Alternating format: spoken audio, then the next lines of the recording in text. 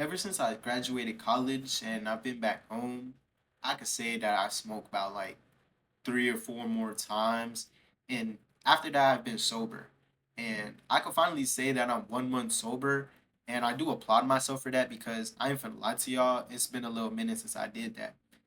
And honestly, bro, I ain't finna say like it's the most difficult thing for me because I won't say I'm addicted, but it's been some time since I've taken a break from smoking. Like, I remember in February when my ex broke up with me, and this was also around the time I learned how to roll decently. And I ain't finna lie to y'all, bro. I was sparking that shit up, real talk.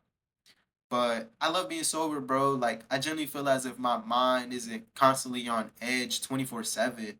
And I do want to keep this going for as long as I can to see how it treats me, bro. It's really been doing me right, and I love that. But this video isn't about that.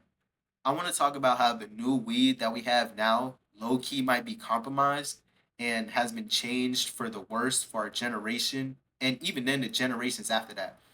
And I wasn't in like the prime weed era when we had the OG packs like Gorilla Glue, Moon Rocks, Cookies, Kush, Gelato, and all them other strands. But I do know that being a seasoned smoker now, I know the difference between some good gas and some pure ass pack. So I started smoking around 18 in 2021. So this was about a bit after I graduated high school. And I'll never forget my first experience being geeked for the first time with my brother, bro. Like, it was truly one of the funniest moments ever. Like, gang, having a blunt touch your lips for the first time for any smoker was exactly how Scooper felt when he tried his first Krabby Patty in that one episode, bro. Like, I know it don't feel any different for any other person. And this is when the pack started coming out with like innovative names and shit. Like, I'm not sure who came up with that idea, but they truly are a pioneer of the weed game. And I started to see shit like Fruity Pebbles, Gushers, Gary Payton, shit. Even Obama runts. Like, bruh, my nigga pulled out the 44th president as his pack. And even Joker runts, bro, and them bitches was sitting like crazy. So I remember vividly when my smoking habit started to pick up when I caught my first cart, which was in like 2022. And this is when I had some money to throw because I was working construction in Colorado and was making a band a week. So I'm like, all right, it's nothing. So I ended up copping that shit for like $70. And looking back on it, that shit was crazy because spending that much money on a cart is nasty work. But I dead thought that shit was normal pricing until I got older. So now I'm like, all right, this is different. So I'll never forget when 19-year-old me used to go into the room and lock the door so no one could watch me rip my cart, bro. Like, I dead ass used to punish that cart and try to learn how to ghost and treat that shit like a geek bar and do vape tricks like how them niggas be on Instagram reels with their vape. And even with all of this smoking with my cart, my tolerance stayed low. Like, I would rip my cart once and I'd be geeked for the rest of the night. Even now, bro, like all I need is one J to fix me up and then I'm on my merry way. And people try and clown me for that, but I'm not gonna lie, I do love having a low tolerance. Like, that shit is a blessing, gang. Like, some of these fiends have it different though. I remember I was talking to this one hoe, and she told me she smoked 7 times a day, and I'm not sure that that's a flex for real, but whatever gets her rocks off, you go ahead about your day, bro. So the transition to college, I found myself smoking a lot more because my homeboys would smoke with me. So I'm like, why not, bro? Like, I'm with my guys. Like, it's nothing to it when I'm going to smoke with them.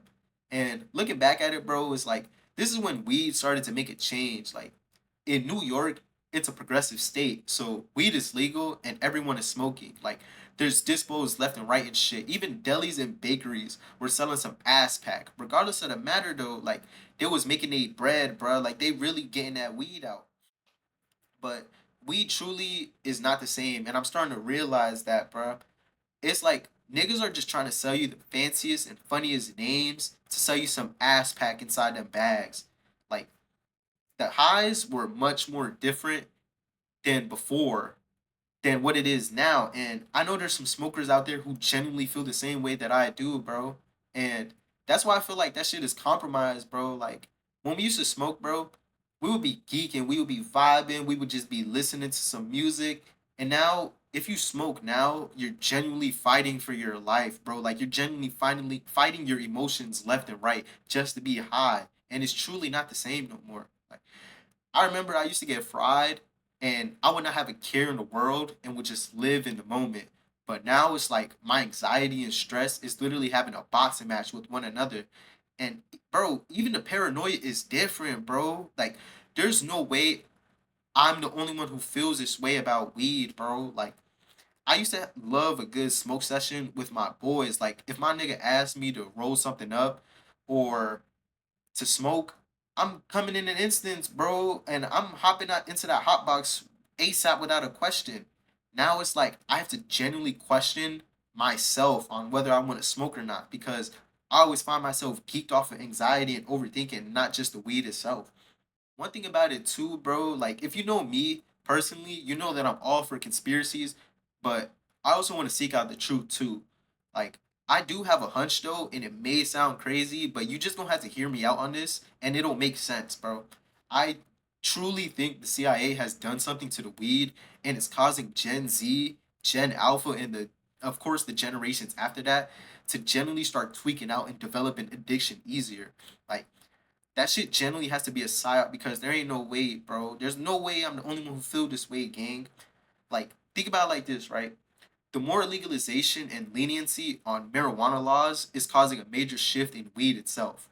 But I truly can't blame them, bro. Like, there's also plugs out there who are generally selling nothing but sprayed ass, calling it good weed, and just getting everyone hooked on garbage and just making a buck off them niggas.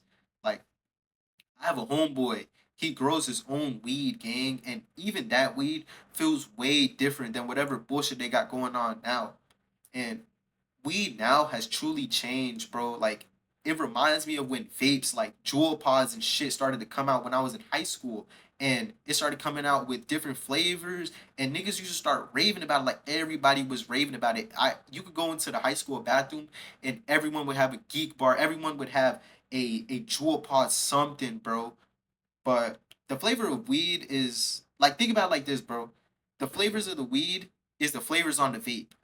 The colors and names on the pack is like the vapes with games on them and shit. Like, bro, like there's niggas that have games on their vapes, bro. Like that shit is ridiculous. And like that shit's getting me mad even thinking about it because there's no way I'm the only one who feels this way about weed now. Like it's the shit is bogus, bro. And I truly do hope that there's a big change with weed, but there's like I said, the more legalization and leniency on weed, the less that we're gonna have good weed anymore, like how it used to be.